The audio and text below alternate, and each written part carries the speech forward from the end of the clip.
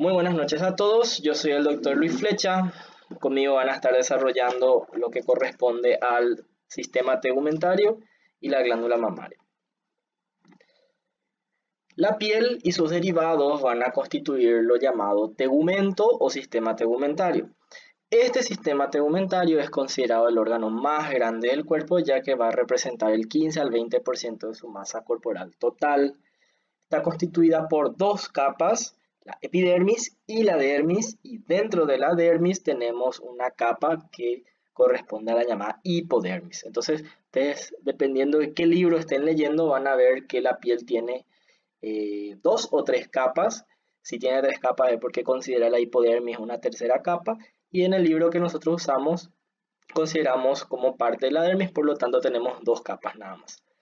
Vamos a ver que asociado a la piel tenemos los anexos cutáneos o sus derivados, que son los folículos pilosos donde se forma el pelo.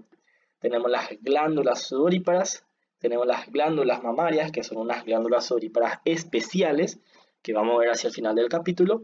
Tenemos las glándulas sebáceas y por supuesto tenemos las uñas.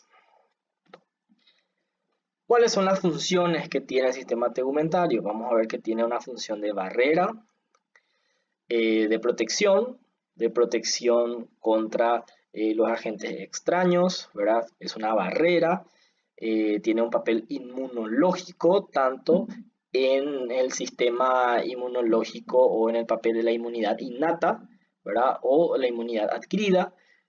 Es muy importante para la homeostasis, ya que evita la pérdida de agua, ¿sí? Vemos que aporta información sensitiva del ambiente exterior, ¿sí? Tiene función endócrina, ya que participa en el metabolismo de la vitamina D, que es muy importante para el metabolismo del calcio. Y vamos a ver también que termina eliminando ciertos productos de desecho, como el sudor y el sebo, ¿sí? Que vienen a hacer funciones de las glándulas anexas. Bueno, la piel se va a clasificar en dos tipos dependiendo de su localización y sus características histológicas. Tenemos en las palmas de las manos y las plantas de los pies, donde no existen pelos, ¿sí? Y la epidermis es muy gruesa debido al rozamiento o la fricción constante, y esto forma lo que se llama la piel gruesa.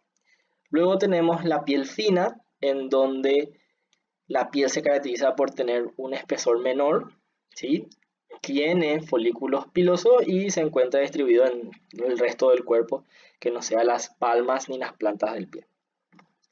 Entonces aquí tenemos dos imágenes en donde nos están mostrando lo que es la piel gruesa.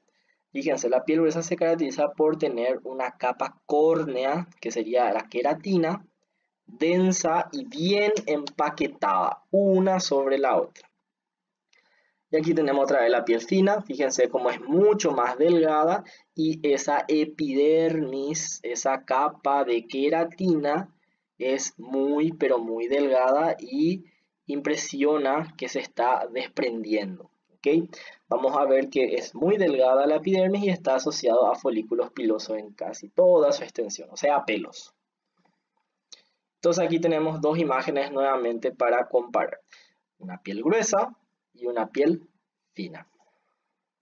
Fíjense cómo la epidermis es mucho más gruesa en la piel gruesa, y aquí tenemos la epidermis es mucho más delgada en la piel fina. Y la capa córnea o la queratina, que también es bastante llamativa en la piel gruesa. Bueno, la epidermis se caracteriza por tener capas o estratos. En primer lugar tenemos el estrato basal, que viene a ser el que está descansando sobre la lámina basal. Es una única capa de células de forma cúbica a cilíndrica, que se caracteriza porque las células que están ahí pueden desarrollar mitosis, o sea, proliferan. Por lo tanto, ese estrato se llama estrato basal o también germinativo. Más hacia arriba tenemos el estrato espinoso, donde las células tienen múltiples uniones intercelulares entre ellas, dándonos un aspecto de espinas, De ahí viene el nombre de estrato espinoso. Luego las células van acumulando unos gránulos, ¿sí? Y forma parte del estrato granuloso. Luego tenemos un estrato lúcido, que únicamente se ve en la piel gruesa.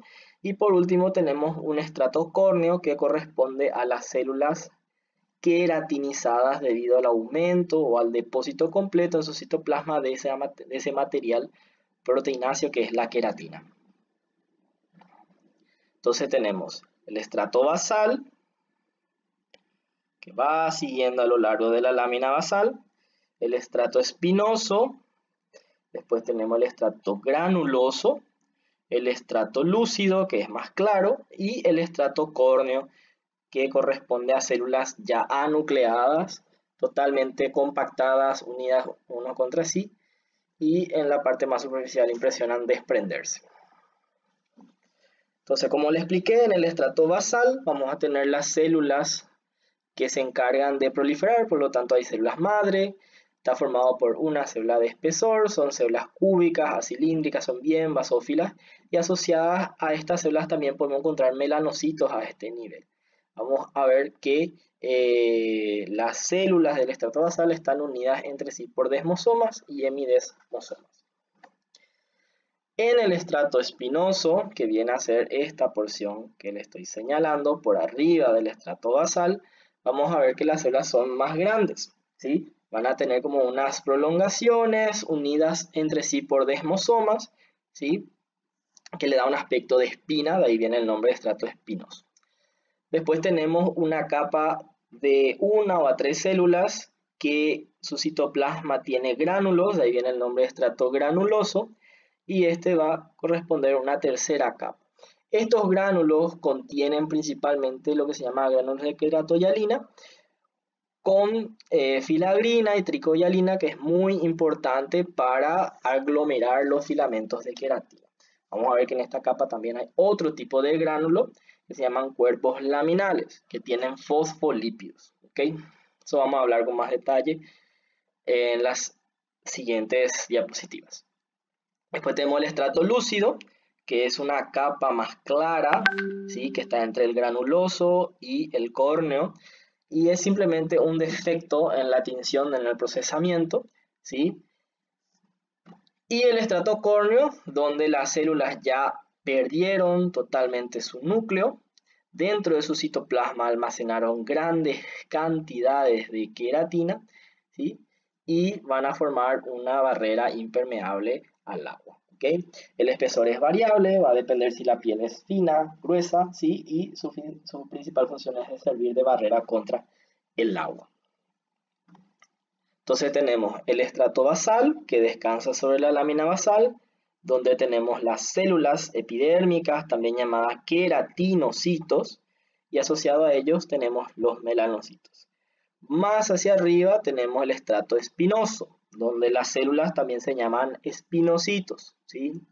Después tenemos el estrato granuloso, donde también se llaman granulocitos.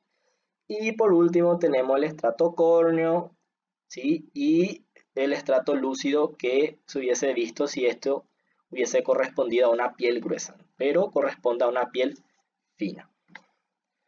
Bueno, por debajo de la epidermis tenemos el tejido conectivo. Ese tejido conectivo forma lo llamado dermis.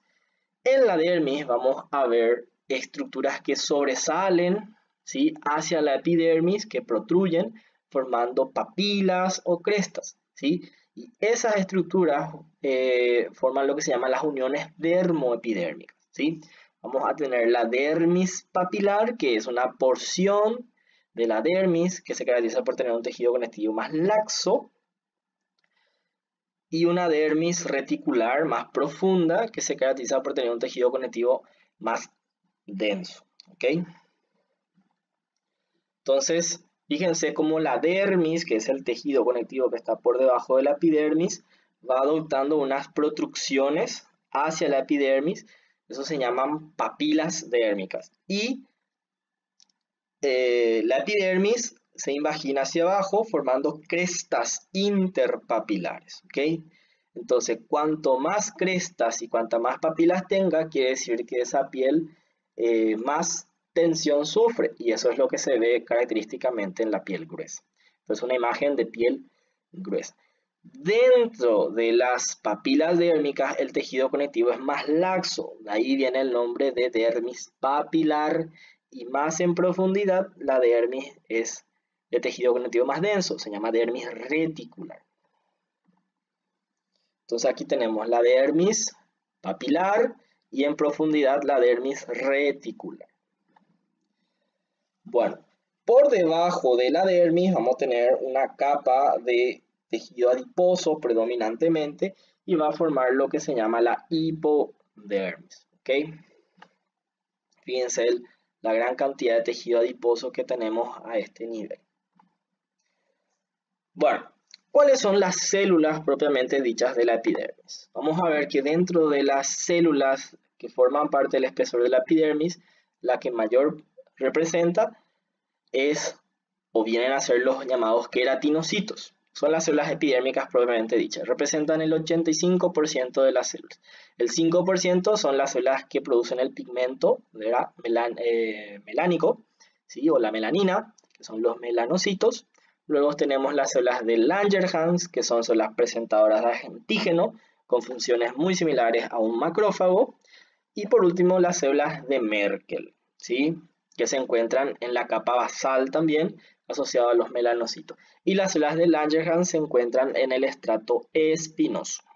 Acá podemos ver la de Langerhans en el estrato espinoso, ¿sí? Y el melanocito con la célula de Merkel en el estrato basal. Fíjense cómo esta imagen es muy representativa. La única capa donde presenta división celular es en la capa basal. Y miren cómo los espinocitos aquí se le dibuja como si fuese que tiene espinas. De ahí viene el nombre de espinosito. Bueno, los queratinocitos tienen dos funciones principales. Uno, producir queratina. Y la queratina es una proteína que se va almacenando en el citoplasma y va a ir produciendo cada vez más a medida que va a ir aumentando o va a ir subiendo a lo largo del espesor de la epidermis. ¿Okay? También va a formar la barrera contra el agua. Y esa barrera contra el agua tiene dos componentes. Un componente que está formado o que corresponde a la envoltura celular, en donde proteínas insolubles van a estar depositadas en la superficie interna de la membrana plasmática. Y tenemos una envoltura lipídica, donde los lípidos se adhieren a la superficie externa de la membrana plasmática. ¿Okay?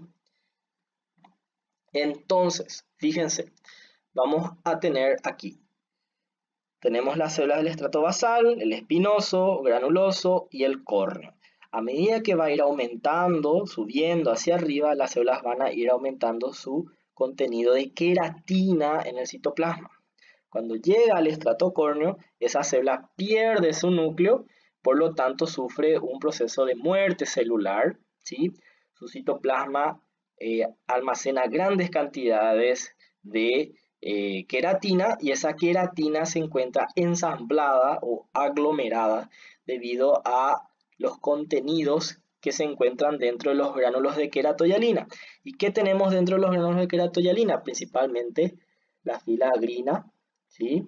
Y la tricoyalina. Esto hace que la queratina, a medida que se van juntando y va aumentando, se van conglomerando. Asociado a ello tenemos otras proteínas como SPR, cistatina, desmoplaquina, hemoplaquina, involucrina, ¿sí? Loricrina. Eso corresponde a la envoltura celular que se encuentra en la capa interna de la membrana plasmática de las células. Sería aquí. Esta es la membrana plasmática de las células y en la cara interna tenemos todas esas proteínas que les mencioné. ¿Okay? Por fuera vamos a tener una envoltura lipídica. Esa envoltura lipídica está compuesta por fosfolípidos, principalmente ceramidas. Y esas grasas, a forma general como les digo, cumplen una función de impermeabilizar la membrana celular, de tal manera que no pierde agua, ¿sí? O sea, es impermeable al agua, por lo tanto el agua no puede entrar ni tampoco puede salir, ¿ok? Y estos lípidos forman parte de aquellos cuerpos llamados cuerpos laminares.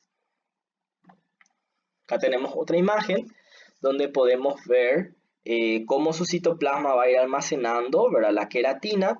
La queratina va a ir formando, aglomerándose asociado a otras proteínas como filagrina, locrina, ¿sí? Pequeñas proteínas asociadas o ricos a prolina e involucrina. Y en la capa externa vamos a tener varias capas de grasas asociadas, ¿sí? Entonces todo eso va a funcionar como una capa impermeable al agua. Bueno, fíjense, aquí podemos ver cómo los queratinocitos pueden unirse unos con otros mediante uniones de tipo desmosomas. Eso es principalmente a nivel del estrato espinoso, también en el estrato basal, y en el estrato basal vemos que se une a la lámina basal mediante uniones especiales, ¿verdad? Que serían los hemidesmosomas. Continuando con respecto a los melanocitos, estas células se localizan en el estrato basal y se encuentran asociados a 36 queratinocitos en promedio, formando lo que se llama la unidad melanoepidérmica. Vemos que las células, los melanocitos, se caracterizan por tener estas prolongaciones que van transcurriendo a lo largo entre las células y van estableciendo un contacto. Ese contacto no es un contacto fijo, por lo tanto no tiene desmosomas, ¿sí? Y vamos a ver que debido a la ausencia de uniones intercelulares con las células vecinas, esta célula se caracteriza por retraerse y tiene un halo muy claro alrededor de las células vecinas. Esta célula produce el pigmento, ¿verdad?, llamado melanina, que es un pigmento que protege a las células epidérmicas contra los rayos ultravioleta. ¿Okay? Y la melanina se transfiere a las células vecinas mediante un proceso que se llama donación pigmentaria, que consiste en una fagocitosis del queratinocito, ¿sí?, a las prolongaciones del melanocito. ¿Okay? Luego, esos gránulos de melanina reflejan la luz ultravioleta y se van degradando gracias a las enzimas lisosomales que puedan tener las células epidérmicas. ¿Okay? Vamos a ver que la cantidad de melanocitos prácticamente es similar en los diferentes grupos étnicos, pero la diferencia viene a ser el destino que tiene la melanina producida por los melanocitos. ¿Qué quiere decir eso? Vamos a ver que en algunas personas, ¿sí?, se consume más la melanina que otras. Entonces, cuanto más se consume, se retiene menos. Y cuanto menos se retiene, el color de la piel es más clara. Entonces, vamos a ver que la melanina, por actividad lisosomal, se degrada con mayor rapidez en las personas con piel clara que aquellas con piel oscura. ¿Ok? Bueno, entonces aquí tenemos una imagen de la piel, donde tenemos la epidermis y la dermis. Aquí tenemos el estrato basal que descansa sobre la lámina basal, y estas células que vemos aquí, que tienen un halo claro, corresponden a los melanocitos. ¿Por qué digo esto? Porque el melanocito carece de uniones intercelulares, entonces se encoge. Y al encogerse se retrae formando este halo, que sería un artefacto de fijación o de procesamiento que me permite y me ayuda a reconocerlo. ¿Okay?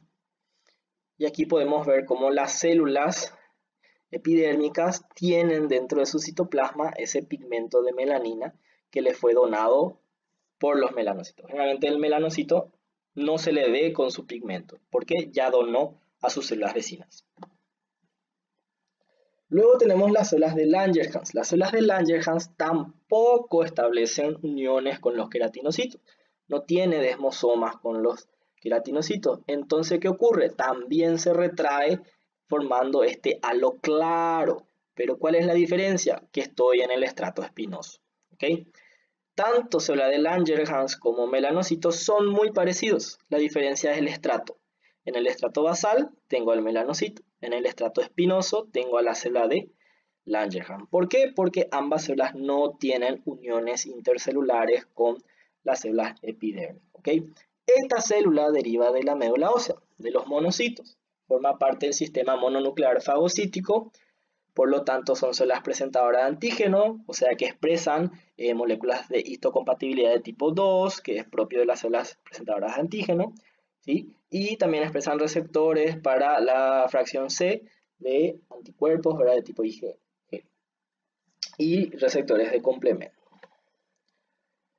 Existe una proteína de membrana muy especial que solamente se expresa en las células de Langerhans, que sería el CD1A, cuya utilidad sería aquí para identificarlos claramente. Miren cómo son células que tienen prolongaciones dendríticas, ¿okay? Bueno, acá en este cuadro podemos ver la función que tienen las células de Langerhans. Son células que tienen estas prolongaciones que permiten tener un mayor contacto con partículas extrañas. Cuando le llega un antígeno, esta célula, como no tiene uniones intercelulares, puede movilizarse, pasar la neurona basal al tejido conectivo y de ahí movilizarse al sistema inmunitario, los ganglios linfáticos, presentándole el antígeno a todas las células linfoides, ¿verdad? O sea, generando una respuesta inmunitaria, ¿ok? Entonces es una célula presentadora de antígeno. Luego tenemos las células de Merkel. Las células de Merkel son células que intervienen en la percepción sensorial. También se encuentran en el estrato basal. Es irreconocible a un espinocito basal, no lo puedo diferenciar, ¿okay? También almacena gránulos de melanina debido a la donación melanocítica. Vemos que esta célula sí tiene uniones de tipo desmosoma y hemidesmosoma, por lo tanto no tiene ese defecto, o sea, imposible diferenciarle de una célula epidérmica, ¿okay? También tiene gránulos de neurosecreción y están asociados con terminaciones nerviosas, formando lo que se llama el corpúsculo de Merkel. Bueno, en la piel vamos a ver que tenemos muchas estructuras nerviosas o terminaciones nerviosas. Vamos a ver que hay terminaciones libres, o sea, los nervios terminan de forma directa en el tejido conectivo o también dentro del espesor de la epidermis. Generalmente son terminaciones que transmiten impulsos o perciben impulsos de dolor, de ahí que son considerados nociceptores. Después tenemos terminaciones encapsuladas, como el corpúsculo de Pacini, de Meissner, de Ruffini. En caso de Pacini, son receptores que perciben la vibración o la presión. Este se encuentra principalmente en la dermis profunda o en la hipodermis. Tenemos el corpúsculo de Meissner, que también es un baroreceptor que se encuentra en las papilas dérmicas. Y el corpúsculo de Ruffini principalmente se encuentra en el espesor de la dermis reticular. Entonces, esta estructura que vemos aquí son los corpúsculos de Meissner, se encuentran en la papila dérmica, ¿sí? Son terminaciones nerviosas encapsuladas que transmiten principalmente las vibraciones que puede percibir la piel, por lo tanto el tacto. Tenemos las terminaciones libres, que son terminaciones principalmente del dolor. También algunas terminaciones terminan alrededor del pelo, por lo tanto perciben la deformación que puede sufrir el pelo, transmitiendo, ¿verdad?, esa vibración. Tenemos los corpúsculos de Pacini, que se encuentran en la parte más profunda, ¿sí?, ya casi en la hipodermis, propiamente dicha. Esta estructura está rodeada por láminas concéntricas de fibras y células aplanadas, células de Schwann aplanadas, dándole un aspecto en cebolla, ¿ok? Y después tenemos lo que se llama el corpúsculo de Krauss, ¿sí?, y también el corpúsculo de Ruffini, que son estructuras encapsuladas donde el nervio termina directamente y ahí se arboriza, ¿okay? También son terminaciones que responden a la deformación, tensión y vibración, ¿okay? A histología, o sea, microscópicamente, las únicas estructuras que podemos reconocerle propiamente dicha son lo que se llaman los corpúsculos de Pacini y corpúsculos de Meissner. Las otras estructuras mencionadas no se les puede identificar fácilmente en preparados de rutina de hematoxilina y eosina. Entonces, fíjense, Dentro de la papila dérmica tenemos esta estructura ovoide o esférica que corresponde al corpúsculo de Pacini, corpúsculo de Meissner, mil disculpas. Y aquí esta estructura esférica compuesta por láminas concéntricas formando como una cebolla viene a ser el corpúsculo de Pacini. Son estas dos estructuras lo que nosotros podemos reconocer, inclusive muy fácilmente. Bueno, continuando, tenemos los anexos cutáneos. ¿Cuáles son los anexos cutáneos? Como ya les mencioné, los pelos que se forman en los folículos pilosos, ¿sí? Tenemos aquí el folículo piloso, los pelos, tenemos las glándulas sebáceas que producen el sebo, tenemos las glándulas sudoríparas que tenemos en dos tipos, unas se llaman apócrinas y otras écrinas, tenemos las uñas y por supuesto la glándula mamaria que es considerada una glándula sudorípara especializada. En primer lugar vamos a hablar sobre el folículo piloso y el pelo, ¿sí? El folículo piloso es una invaginación de la epidermis. Al ser una invaginación de la epidermis, va a tener las mismas capas que tiene la epidermis, que vamos a ir viendo a continuación. Esta estructura se encuentra ausente en las palmas de las manos y las plantas de los pies, ¿sí? También está ausente en la piel periorificial de los genitales. Vamos a ver que este folículo se va a encargar de la producción y el crecimiento del pelo. Se divide en tres porciones. La invaginación, ¿verdad? Que sería el orificio, que se llama infundíbulo. El istmo, que sería la porción más larga. Y el segmento inferior, que termina en una forma redondeada en forma de bulbo, ¿sí? Que contiene lo que se llama la papila dérmica. Muy parecido a la dermis papilar. Entonces, tenemos el infundíbulo, el istmo y el segmento inferior. Aquí hacia la parte del segmento inferior donde termina en una forma redondeada se llama bulbo, donde tenemos la papila dérmica, ¿sí? Donde tenemos las células del estrato basal, ¿sí? O células de la matriz que se encargan de proliferar y aumentar el espesor, esta estructura que es el pelo, ¿ok?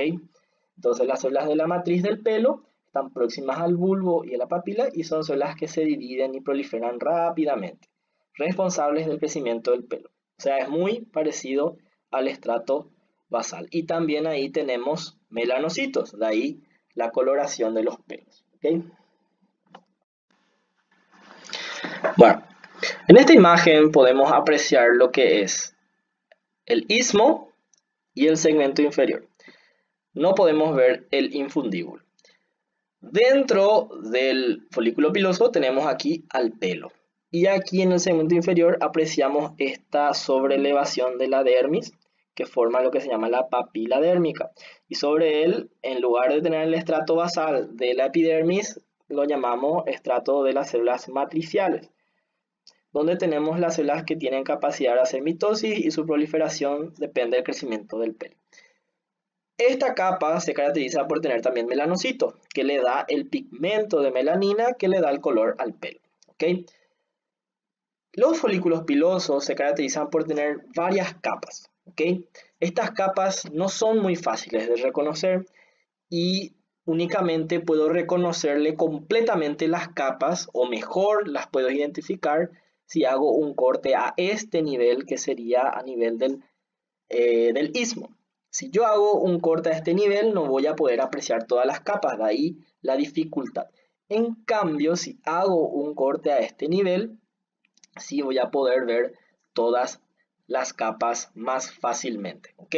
Que vamos a ir viendo a continuación.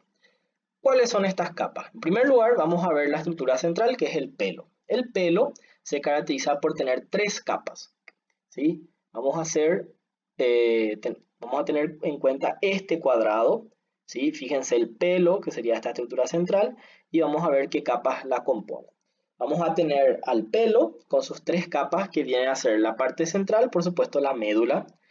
Después tenemos la corteza y por último tenemos lo que se llama la cutícula del pelo. ¿Okay? Por fuera tenemos lo que se llama la vaina radicular interna. Esa vaina radicular interna que está aquí se continúa con una capa que se llama cutícula de la vaina radicular interna, que se pierde o se mezcla con la cutícula del pelo. ¿Okay? O sea, 3 y 4 son cutícula, se mezclan. Luego tenemos lo que se llama la capa de Huxley, donde tenemos una capa de 1 o 2 células aplanadas, y por último una capa de células cúbicas que viene a ser la capa de Henle. Y por último vamos a tener la vaina radicular externa, ¿sí?, que se caracteriza por tener células muy parecidas a las células del estrato basal, ¿sí?, de la epidermis.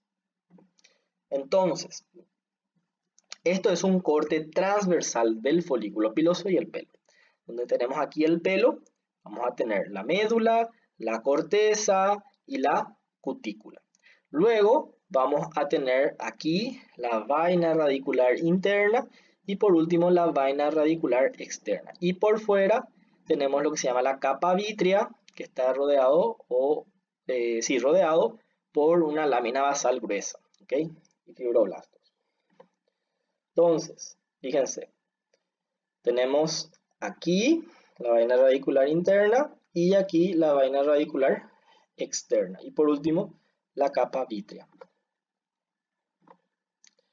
Acá está la vaina radicular interna, ¿ok? Dentro de la vaina radicular interna vamos a tener lo que es la cutícula de la vaina radicular interna, la capa de Henle y la capa de Huxley.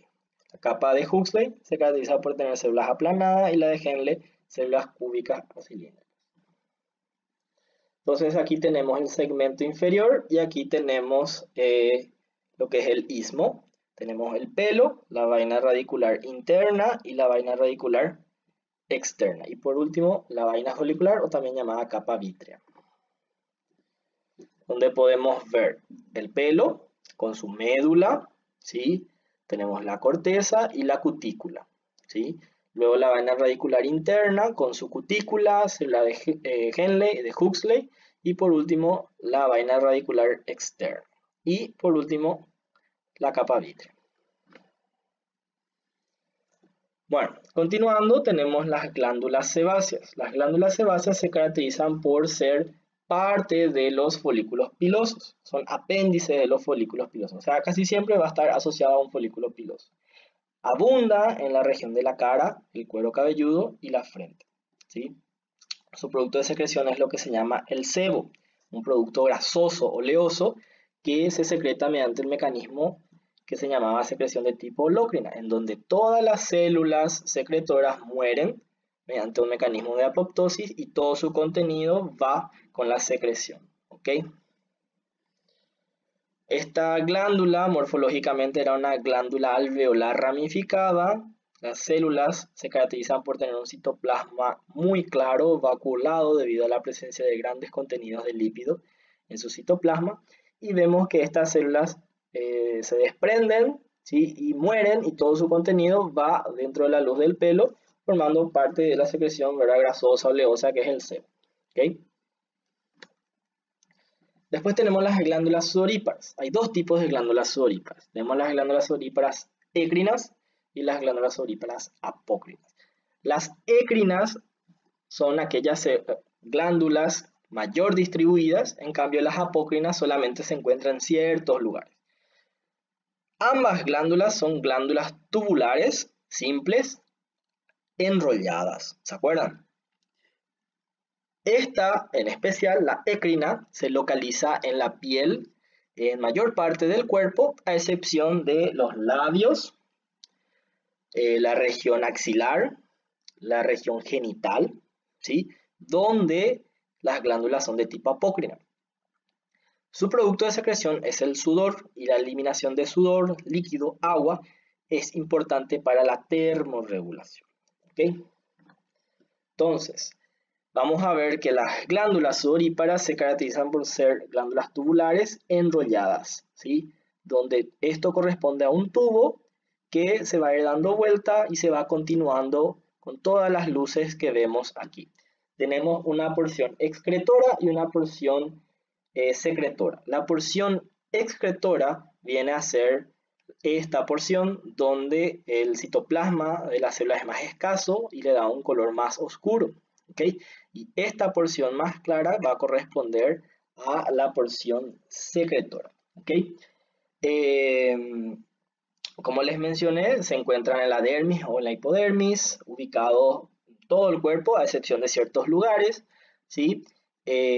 Vamos a ver que va a estar formada por células claras, células oscuras, y por debajo va a tener células mioepiteliales, ¿ok? Entonces aquí podemos ver una glándula tubular enrollada, que es la sudorípara, y como la luz es pequeña, ¿verdad? Corresponde a una glándula sudorípara écrina. Fíjense cómo tiene un conducto excretor que va terminando dentro del espesor de la epidermis. Esa porción se llama acrosiringio, ¿sí? Y elimina su producto de secreción por fuera de la piel. Las apócrinas también son glándulas tubulares enrolladas y se caracterizan por tener una luz muy amplia y sí o sí está asociado al folículo piloso. En cambio, la écrina no está asociada a un folículo piloso. Fíjense cómo la écrina está dibujado que termina independientemente del folículo piloso. En cambio, la apócrina sí, termina asociada a un folículo piloso. ¿Dónde se localiza este? En la axila, en la areola del pezón, la región genital, anal, conducto auditivo externo y también en los párpados. ¿Okay? Vemos que su secreción es rica en proteínas y va a tener algo muy importante, ¿verdad? Que son las feromonas, ¿sí? De ahí su localización especial en ciertas regiones genitales, ¿sí? Bueno, las glándulas sudoríparas apócrinas también son fáciles de reconocer. Son glándulas tubulares enrolladas y la luz. Miren la luz como tiene una luz muy amplia. Las células secretoras son de citoplasma bien eosinófilo, ¿sí? Bien llamativo. Eso viene a ser en la porción secretora. Y en la porción excretora es muy parecido a una glándula écrina. Entonces la diferencia morfológica entre una glándula apócrina y écrina está en la porción secretora. ¿Okay? Entonces tenemos que está formado por un epitelio cúbico simple, con células mioepiteliales basales y la luz es amplia. ¿Okay?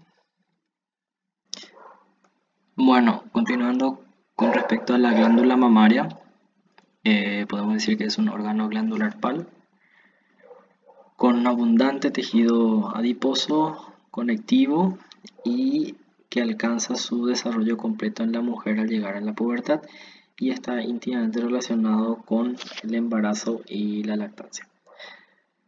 Vamos a ver que la glándula mamaria está formada por glándulas túbulo-alveolares compuestas debido a que sus conductos excretores están ramificados. Vemos que está compuesto por 15 a 20 lóbulos o glándulas independientes que van a terminar en un conducto principal que es llamado conducto galactóforo, ¿sí? Entonces cada lóbulo tiene un conducto principal que es el conducto galactóforo y va a desembocar de forma independiente en el pezón. Luego cada lóbulo va a estar compuesto por numerosas estructuras más pequeñas que se llaman lobulillos.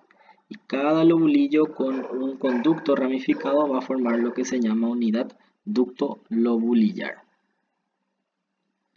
Aquí, por ejemplo, tenemos el dibujo esquemático de la glándula mamaria, donde podemos ver que se encuentran numerosas estructuras que se llaman lóbulos. Son glándulas independientes con un conducto principal que va a terminar de forma independiente a nivel del pezón. Entonces, cada una de esas estructuras vienen a formar lóbulos y el conjunto de lóbulos va a formar la glándula mamaria en sí.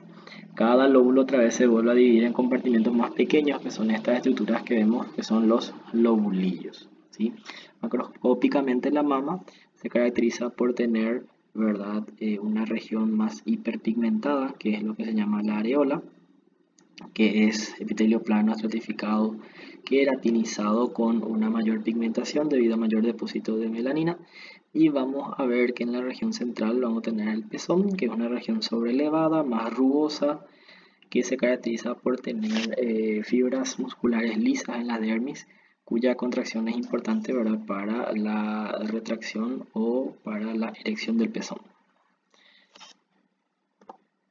Bueno, aquí tenemos una imagen donde podemos ver la piel ¿sí? La areola, que sería esta región de la piel, tenemos la región sobrelevada, que es el pezón. Podemos ver todos los conductos galactóforos o conductos principales de estas glándulas independientes, que en conjunto van a formar la glándula mamaria. Y no se olviden que la glándula está descansando sobre el tejido muscular esquelético que le corresponde al pectoral mayor. Fíjense, acá tenemos nuevamente, ¿verdad?, los conductos independientes llamados conductos galactóforos. Fíjense en la región de la piel, ¿verdad?, las fibras musculares lisas, bastante importante en la región del pezón. Y también fíjense la dilatación que suele mostrar en algún segmento del conducto galactóforo, y eso se llama seno galactóforo.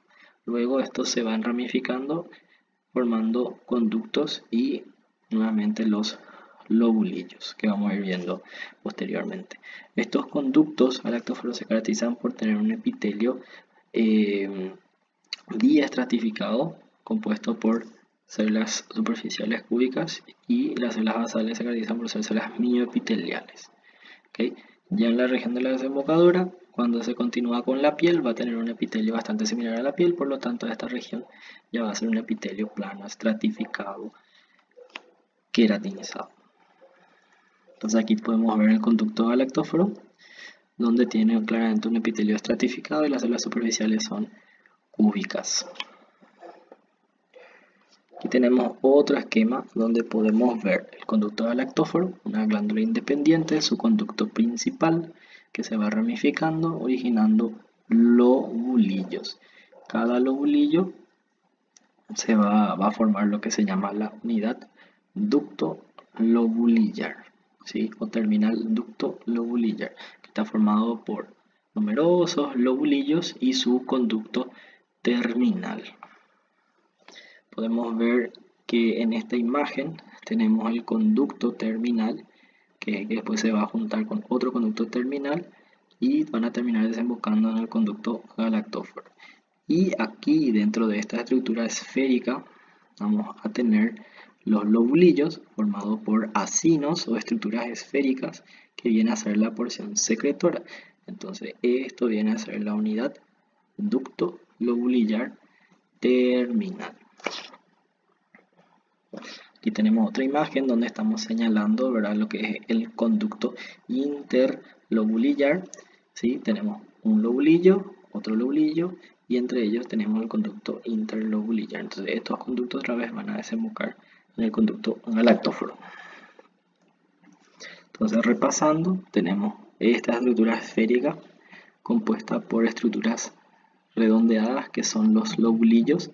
Entonces esto es un lobulillo, y el lobulillo va a tener un conducto terminal, que es donde todos estos lobulillos desembocan su secreción, y nuevamente estos van a ir hacia un conducto intralobulillar, que viene a ser esto. Entonces aquí tenemos un lobulillo, otro lobulillo, otro lobulillo. Ellos desembocan, ¿verdad?, en un conducto interlobulillar, ¿sí? Y esta estructura que vemos acá se llama unidad ducto lobulillar terminal, unidad ducto lobulillar terminal y unidad ducto lobulillar terminal. Y fíjense el estroma que está por fuera del lobulillo suele ser un estroma más denso, y el que está dentro es un estroma más laxo.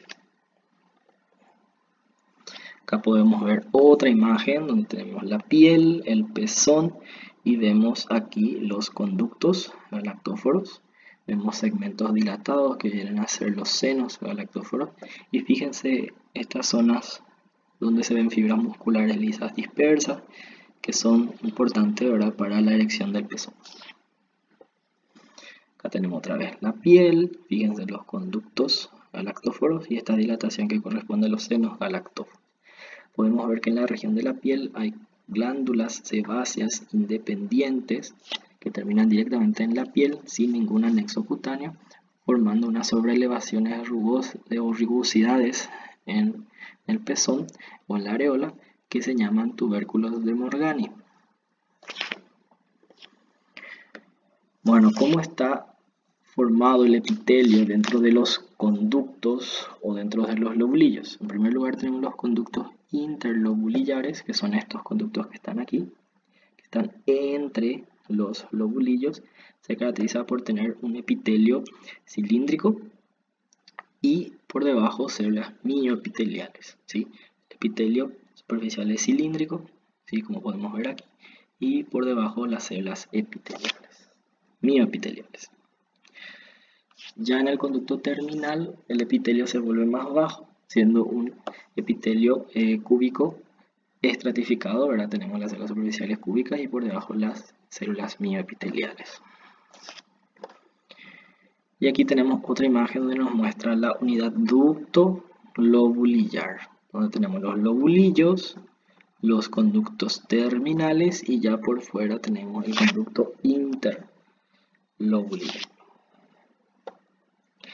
Ahora, ¿cómo están formados los lobulillos? Están formados por acinos, que son estas estructuras esféricas que podemos ver acá, que están compuestas por dos capas de célula, una capa superficial secretora y una capa basal, que son células mioepiteliales que están entre las células secretoras y la lámina basal.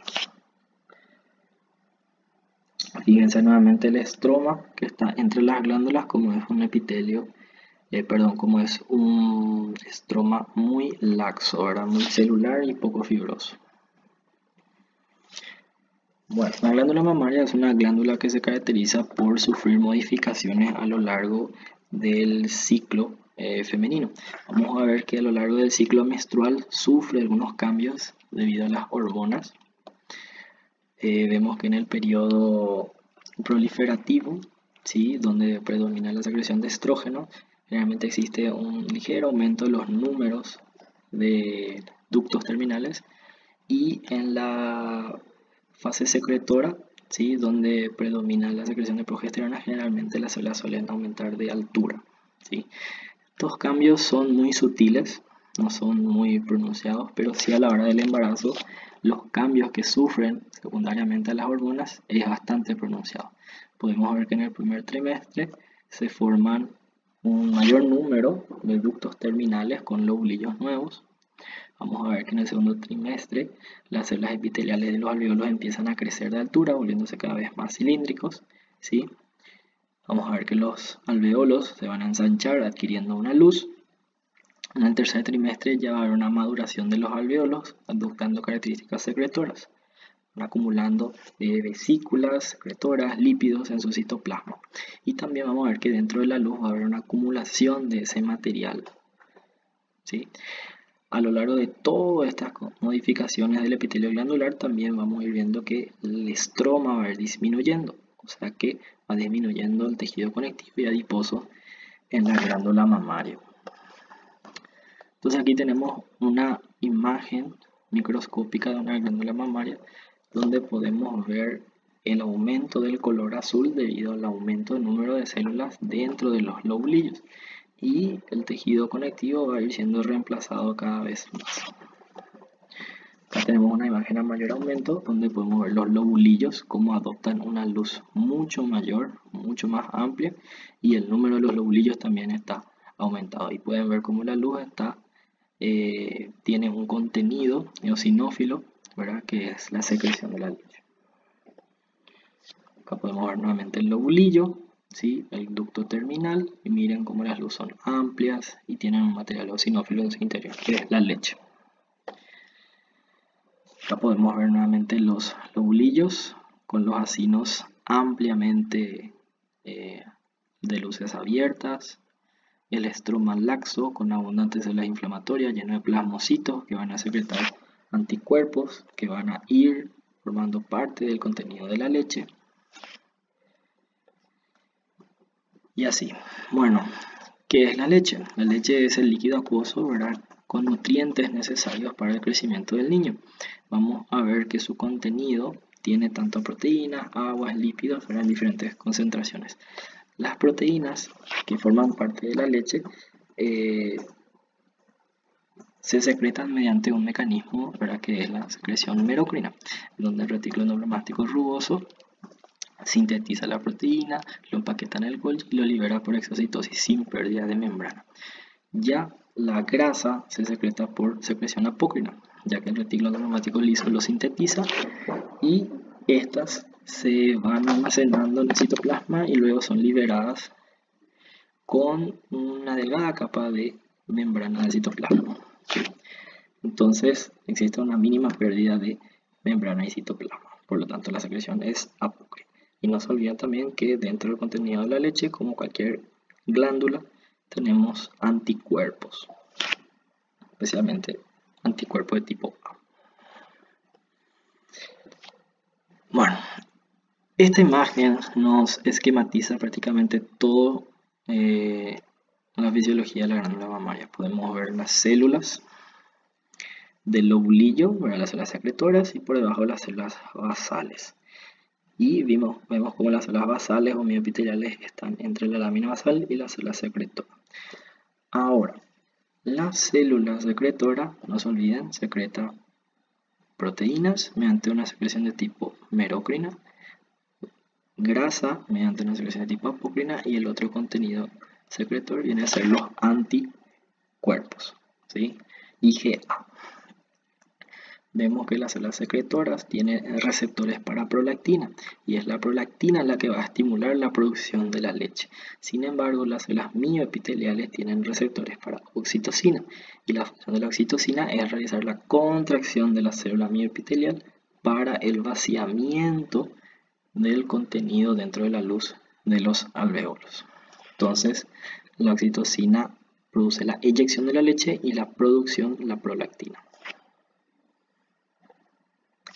Y aquí tenemos una tabla donde podemos comparar la leche humana de la leche de la vaca y sus diferentes componentes. Ahora tenemos agua en un 88,5%, grasa 3,3%, carbohidratos, lactosa 6,8%, caseína, que es una proteína, 0,9%, y así. Ahora prácticamente tiene la misma concentración, o sea, los mismos componentes que la leche de vaca.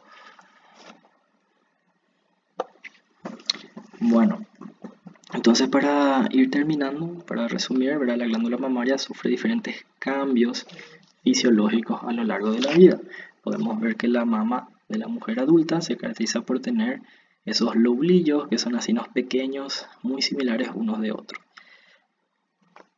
En la mama femenina, antes de la pubertad, al igual que la glándula mamaria masculina, vamos a ver que esta glándula se caracteriza por no tener estos asinos o lobulillos y únicamente tiene ductos. En esa mujer prepuberal, con el estímulo hormonal, se empiezan a desarrollar los lobulillos, y la ausencia de hormonas femeninas en el hombre y presencia de hormonas masculinas como la testosterona hace que la glándula mamaria en el hombre no se desarrolle. Ahora, en la mujer, durante la lactancia y el embarazo, vamos a ver que los lobulillos aumentan en número y en tamaño. ¿Y qué ocurre en la mujer en la premenopausia o en la menopausia? Vamos a ver que el estroma se vuelve cada vez más denso, fibroso, reemplazando, siendo reemplazado por tejido adiposo. Y eso le va a dar una característica muy importante que se llama radiotransparencia, que facilita el estudio de la glándula mamaria por mamografía, o sea, radiografía de la glándula mamaria, lo que hace posible su estudio en esta etapa y difícil en la etapa, de la mujer joven, porque su glándula tiene menor contenido de tejido adiposo y tiene mayor contenido de células glandulares, entonces lo dificulta su estudio mediante la mamografía. Por eso la mamografía está recomendada recién en mujeres a partir de los 40 años y no en mujeres jóvenes. Bueno, aquí tenemos dos glándulas mamarias comparadas. Este sería en su fase inactiva, con lobulillos pequeños y tejido conectivo. Y este viene a ser la glándula mamaria en el embarazo o en la lactancia, en donde aumenta el número de lobulillos y la luz también es mucho más amplia. Y fíjense cómo el estroma se vuelve cada vez menor.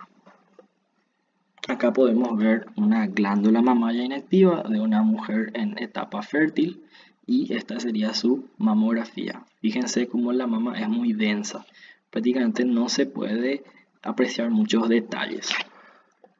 Y esta mama que vemos aquí es una mama de una mujer en la peri o menopausia, donde el tejido estromal aumenta, principalmente el tejido adiposo, y eso le hace más transparente, permitiendo o facilitando su mejor estudio. Y este viene a ser una glándula mamaria en el estado prepuberal, o también muy similar a lo que podemos ver en la glándula mamaria masculina, donde haya un gran tejido fibroso. No hay lobulillos, pero sí hay únicamente ductos. Y bueno, esto es todo. Espero que haya sido de provecho. Muchísimas gracias.